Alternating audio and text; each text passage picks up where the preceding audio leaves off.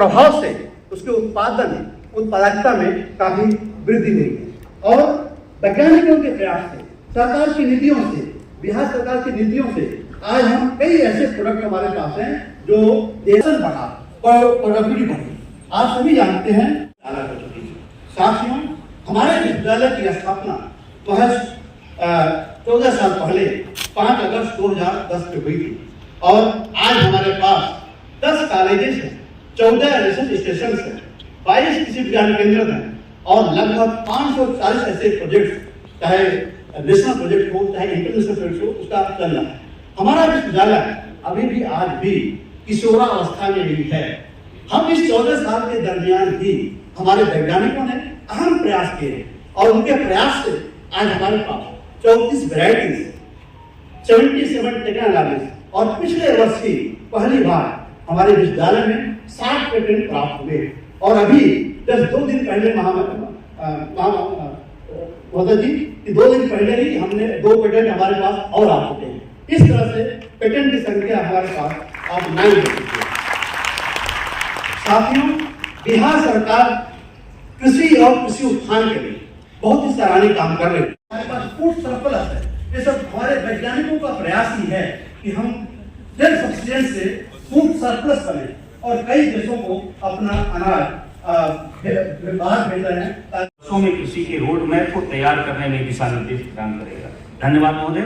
इस कड़ी में मैं अपने माननीय कुलपति महोदय डॉक्टर डी.आर. सिंह जी का सहृदय आभार और धन्यवाद करता हूं, जिन्होंने हमें प्रारंभ से ही मार्गदर्शन प्रदान किया तथा इस अंतर्राष्ट्रीय संगोष्ठी को सफल बनाने के लिए हर संभव सहयोग दिया।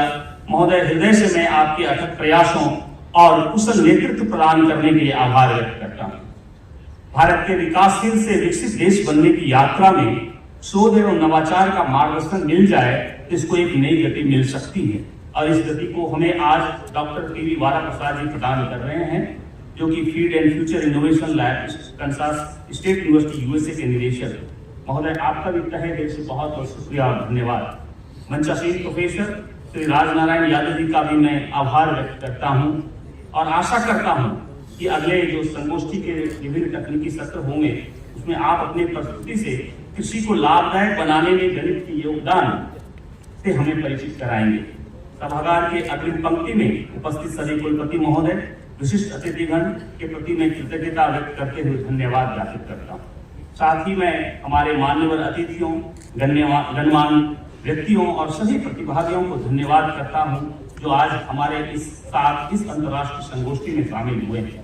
आपकी उपस्थिति इस बात का प्रमाण है कि आप ग्रामीण विकास के प्रति समर्पित हैं और भारत को एक नए आयाम पर देखना चाहते हैं। मैं कई देशों से सम्मिलित होने वाले अतिथियों का सहृदय धन्यवाद करता हूं जो अपना कीमती समय निकालकर हमारे साथ शामिल हुए हैं। आपकी उपस्थिति इस बात का प्रमाण है कि भले ही आप विदेशों में अपना कर्मभूमि बनाए हैं, पर आपका हृदय हर काम को भारत के प्रगति को दृष्टिकोण को देखते हुए आगे बढ़ता है। विशेष धन्यवाद हमारे आयोजन सचिव तथा विभिन्न समितियों के सभी सदस्यों को, जिनके अटूट समर्पण और कठिन परिश्रम ने इस आयोजन को सफल बनाया। इस उद्घाटन सत्र की सफलता आपके सूक्ष्म नियोजन और निरंतर प्रयासों का ही परिणाम है। संगोष्ठी आयोजन की सहयोगी संस्था एक्सीलेंट विजन फाउंडेशन तथा उनके प्रतिनिधि श्री आशीष जी का भी मैं विशेष रूप से धन्यवाद करता हूँ। हमारे तकनीकी और सहयोगी दलों का भी धन्यवाद, जिन्होंने पर्दे के पीछे रहकर इस आयोजन के सुचारू संचालन को सुनिश्चित किया। प्रेस और मीडिया के सभी प्रतिनिधियों को हृदय से धन्यवाद। अंत में उपस्थित सभी प्रतिभागियों तथा विशेष रूप से विद्यार्थियों का धन्यवाद करता हूं। आपकी सक्रिय भागीदारी और उत्साह हमारे संगोष्ठी की सफलता के लिए महत्वपूर्ण है। हमें उम्मीद है कि आप आगामी सत्रों में भी सक्रिय रूप से भाग लेंगे। जैसा कि डॉक्टर एपीजे अब्दुल कलाम साहब ने कहा था, ग्रामीण विकास का मतलब केवल बुनियादी सुविधाओं का विकास नहीं है, बल्कि यह लोगों को सशक्त बनाने की एक प्रक्रिया है। आइए हम इस भावना को आगे बढ़ाते हुए हम मिलकर काम करें और अपने ग्रामीण समुदायों को सशक्त बनाएं। आप सभी का पुनः बहुत बहुत धन्यवाद और आशा है कि यह संगोष्ठी हम सभी के लिए फलदायी और प्रेरणादायक साबित होगा। जय Hind. 4 deemed university, 72 national research institute है, 15 नेशनल रिसर्च सेंटर है और 6 नेशनल ब्यूरो है, 12 प्रोजेक्ट डायरेक्टरेट है, 11 अटारी है और 700। जिस कार्यक्रम में हम सहभागी बने हैं उस कार्यक्रम की गरिमा इसलिए चौगुनी बढ़ जाती है क्योंकि इस मंच पर इस बिहार के माननीय राज्यपाल परम आदरणीय राजेंद्र विश्वनाथ अर्लेकर जी उपस्थित हैं। मेरे मत में राज्यपाल होना कोई बहुत बड़ी बात नहीं होती है। आप प्रधानमंत्री बन सकते हैं, राष्ट्रपति बन सकते हैं, लेकिन जिन कारणों से मेरे मन में इनकी प्रतिष्ठा है वे कारण यहाँ आने के बाद नहीं। हिमाचल में मैं गया था, शिमला में, वहाँ पर एडवांस स्टडी सेंटर में मेरा एक भाषण था। शिमला में बहुत सारे लोग मिले, प्रोफेसर, टीचर्स। बहुत कम ऐसा होता है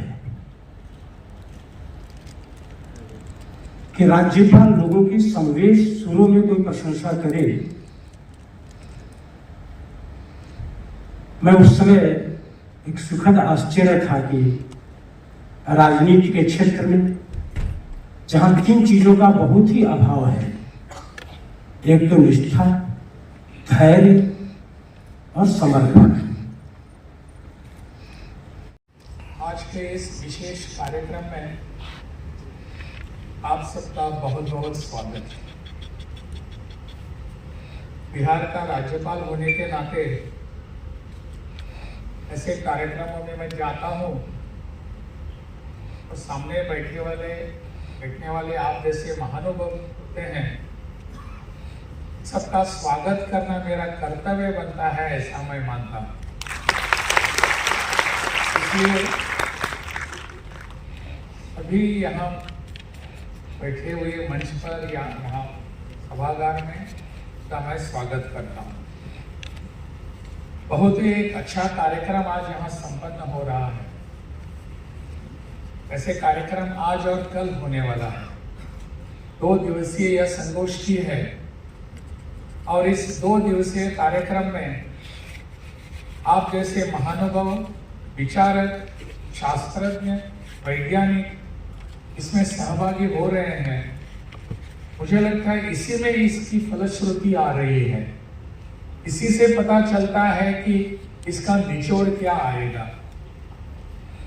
ऐसे आज के इस संगोष्ठी के उद्घाटन समारोह में मेरे साथ मंच पर उपस्थित हैं अपने इस विश्वविद्यालय के कुलपति, मेरे मित्र doctor दुनियाराम Singh ji, Kansas state university के निदेशक डॉक्टर पी.वी. वारा प्रसाद जी, भारतीय कृषि अनुसंधान परिषद नई दिल्ली के पूर्व निदेशक डॉक्टर H.P. सिंह जी, त्रिभुवन विश्वविद्यालय काठमांडू से प्रोफेसर राजनारायण यादव जी, सामाजिक कार्यकर्ता रामाशीष सिंह जी,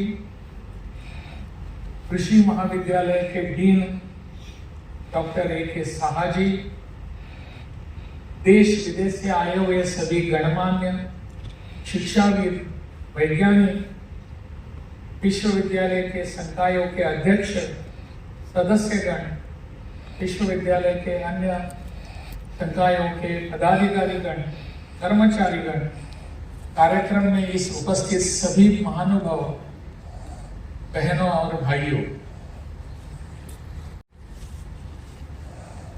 जो विषय हमारे सामने रखा गया है और इस विषय को लेकर आज और कल आने वाले ऐसे 2 दिनों में जो संगोष्ठी, वार्तालाप, चर्चा, विमर्श होने जा रहा है, उसके बारे में पूरी तरह मैं अनभिज्ञ हूं। मैं इसके बारे में कुछ जानता ही नहीं, इस विषय के बारे में। लेकिन आप सब इसके लिए मुझे लगता है सक्षम है। आप ही इस पर कुछ न कुछ विमर्श करके इसका एक ठीक ढंग से आवश्यक रूप से केवल बिहार के लिए नहीं परंतु अपने देश के लिए जो भी निचोड़ आप देने वाले हैं, नवनीत आप देने वाले हैं, उसका मैं कुछ दृश्य देख रहा हूं। मंच पर जो बैठे हुए सभी महानुभाव हैं, उनका उद्बोधन आपने सुना होगा और उनके उद्बोधन के बाद आपको लगा होगा कि अभी क्या बाकी है, राज्यपाल अभी क्या बोलने वाले हैं। बिल्कुल सही विचार आपके मन में आ रहे हैं। यहां बैठे हुए सभी महानुभावों के बीच मैं अकेला ही ऐसा हूं जिसे अंग्रेजी में ऑड मैन आउट कहते हैं, ऑड मैन होता है। बाकी सब इस विचार पर विचारक हैं, इस पर उनका अध्ययन है, इस पर उन्होंने कुछ अभ्यास किया हुआ है, चिंतन किया हुआ है। जो चिंतन का शब्द यहाँ 2-3 बार आया, वह चिंतन इन सब लोगों के भाषणों में, उनके उद्बोधन में दिख रहा था। तो ऐसे इस कार्यक्रम का महत्व ऐसे ही बढ़ता है। हमारे कुलपति डॉक्टर दुनियाराम जी, उन्होंने इस विश्वविद्यालय को किस स्तर पर लाकर रखा है आप सब देख रहे हैं। उनकी इस दिशा में जो काम करने की पद्धति है वो भी मैंने बहुत नजदीकी से देखी है, बहुत करीबी से देखी है और इसी के कारण विश्वविद्यालय का स्तर बढ़ता जाता है।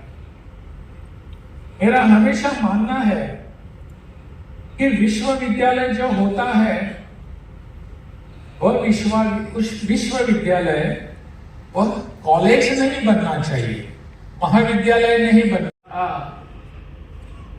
वो चिंतन गया कहां हम देख रहे हैं।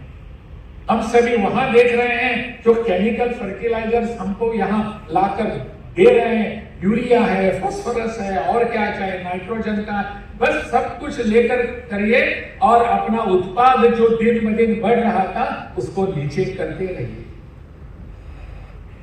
आवश्यकता थी कि हमको प्राकृतिक खेती, प्रकृति ने हमको सब कुछ दिया है। पुराने उस जमाने में सिर्फ एक देसी गाय बस अपने घर में रहनी चाहिए थी और देसी गाय होती थी। आज की तरह हाइब्रिड गाय नहीं होती थी। हम इंपोर्ट करते हैं ना बाहर से गाय, क्यों?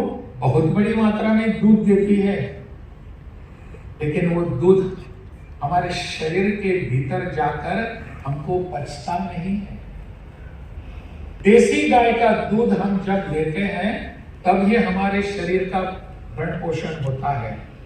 लेकिन यह गाय केवल दूध देती थी ऐसा नहीं, गाय का मूत्र हो, गोबर हो, इन सबको मिलाकर खाद बनता था। हमारे उस आयुर्वेद में कहा भी गया है, वृक्ष आयुर्वेद के बारे में और कृषि के अनुसंधान में कहा भी गया है कि वृक्ष या खाद कैसे होता है, अपने उत्पाद कैसे होते हैं, किसान किस तरह काम करता है। वो यही कहते थे उस समय के जमाने में कि हवा, पानी और जमीन, इन तीनों चीजों की आवश्यकता होती है ना। जंगल में वृक्ष जो होते हैं उसको हम खाद देते हैं क्या? उसकी हम निगाह रखते हैं क्या? उसको हम कैसे क्या करना है बताते हैं क्या? कुछ नहीं करते। पेड़ बढ़ते जाते हैं, कितने बढ़ते हैं? हवा, पानी और जमीन, बस इतना काफी होता है। ठीक है, आपको और अच्छे ढंग से करना है तो